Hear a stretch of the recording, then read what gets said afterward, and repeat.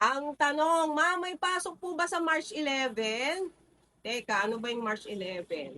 Monday. Tignan natin. Pero bago ko sagutin yan, mag-share muna ako ng skincare ko. Ito yon, ayan. Ang aking bagong skincare ngayong summer. Ang ganda nito, oh.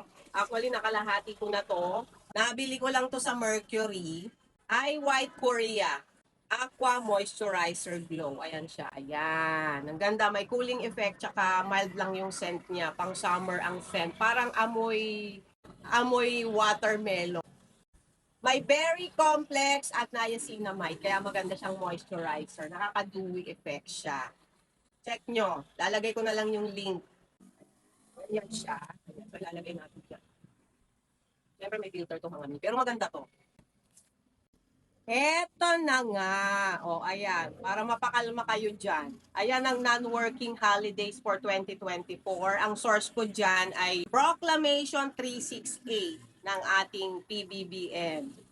May nakikita ba kayo dyan sa regular holidays sa March 11? O, wala, di ba? O, check natin yung iba. Ayan. Wala pa rin. Dito tayo. Special non-working day, wala pa rin March 11. Tignan naman natin ang DepEd calendar.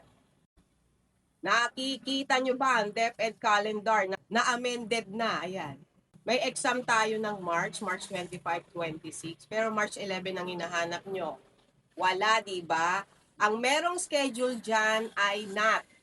March 11 to 15 ay National Achievement Test ng mga grade 12. Malamang kung National Achievement Test yan ng mga grade 12, ay gagamitin yung mga classrooms para sa mga mag-e-exam.